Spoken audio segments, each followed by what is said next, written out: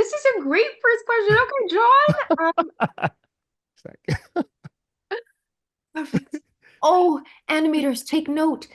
Is it too late to add her to the movie? Nerd Reactor, roll out. Lulu is a rhinoceros, a musical special animation, and I think there's like the music aspect where Lulu would feel like she's down, and then there would be like a song and dance number that just makes her happy. So I was wondering for you if there's a song that just really makes you happy. Ooh, this is a great first question. Okay, John. Lulu is just like me. I am such a sucker for a musical, and I think that we have such wonderful music in this film. It is about finding yourself and self-acceptance, and our first song, Good Morning, Beautiful You, is so much fun. I haven't touched much of a pop score before, and this was a really fun challenge for me. What does Auliʻi listen to? It's hard to say. It's like when someone asks you, "What's your favorite song?" and suddenly there are no songs in your head, you know? So I have to refer back to our soundtrack in this, which I cannot wait to drop. I'm trying to send it to all of my friends and be like, "Look, I did a riff." Oh yeah, and I think with the special, there's so many layers to it, especially with themes of identity, kindness, and acceptance.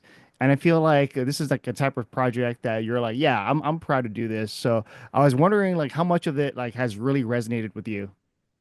That is exactly how I feel. I recorded this project in 2023, and so I was just as excited as I suppose you were to be able to watch this for the first time. I had poured my heart into it, and then as things happen, you wait very patiently, twiddling your thumbs for it to come out, and I could not be more pleased. I completely agree with you that there are so many beautiful themes from this that I think children, but also adults alike, can take from them. And I think stories like this are really important, that we should meet people with curiosity instead of judgment. And if you need to learn that through this beautiful character of Lulu, who is a rhinoceros, then so be it. Yeah, not a bulldog. Mm. And with this, there are different types of animals in this, and it's whether it's the rhinoceros and I think a pigeon, a goose, and all that. So I was wondering for you personally, if you can choose to become any animal, which would it be and why? Oh, I could choose to be any animal. I am very fond of house cats. However, I did learn about a new animal when I watched this film back, which was a tick bird. They actually help rhinoceros get ticks out from behind their ears. Isn't that adorable? A tick bird. Yeah, yeah, yeah. There's there's something like that with elephants too, right? Like some kind of thing where I don't know. I don't know. That'll be the next film that I have to work on. I have to play an elephant now. I had no Oh idea. yeah. And I think another thing that for this movie, like that would help Lulu on her adventures, and I think with anybody in life, just having a friend there to help like guide you. And I was wondering for you, like, what is the importance? Like, how important is friendship, do you think? It's so central to our film. We've got Hip Hop Bunny, we've got Corey the cow. Like it seems childish, to say that friendship makes all the difference, but it does. Anyone who has ever been in a dark place or has needed support and chosen to reach out to their chosen family or their friends or a coworker knows that it really does help to have people on the journey with you. And Lulu proves that as well, that it is a long journey to get to Community Unity Day, which she was so excited to go to at the top of her day.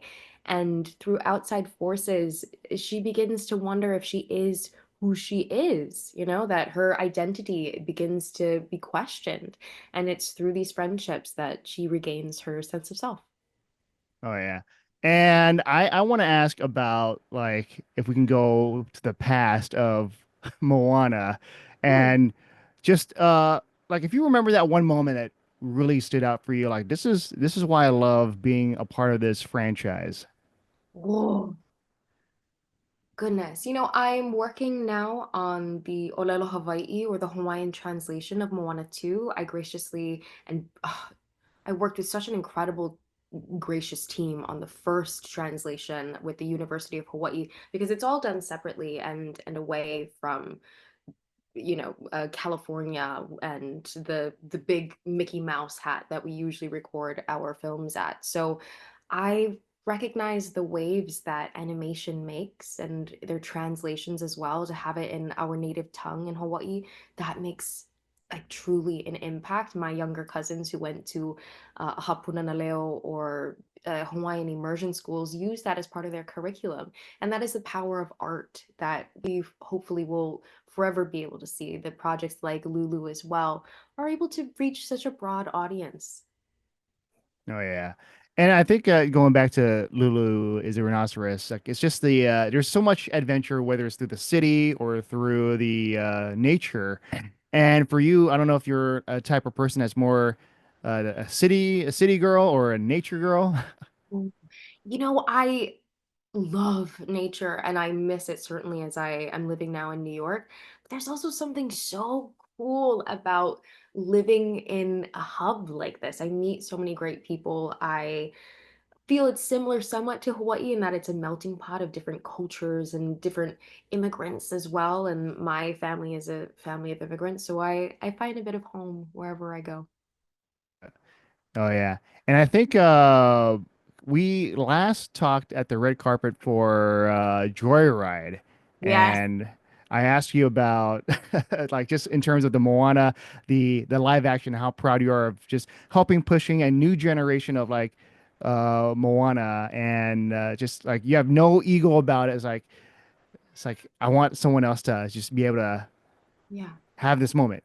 And so I Yeah. want I want to touch back on that and just that feeling of just helping out others and just pushing for more for others to just get the chance.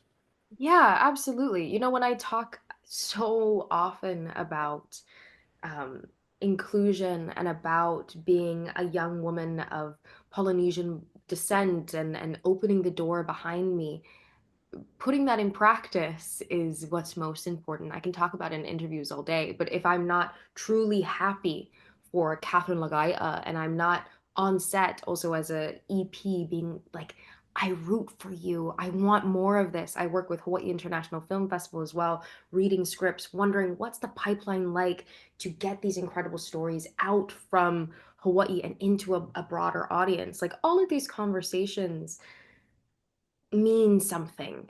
And I'm very proud to also be a person of action. And I'm very grateful to be a part of many projects going on, but I don't always have to be in them.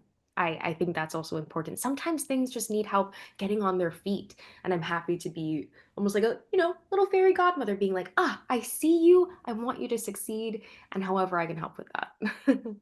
Yeah. No, that's good. I love that. And since you mentioned house cat, I want to show you. Let's see if we can grab my cat. Show me She's the like just What's their name? her name is Snow, and let's see.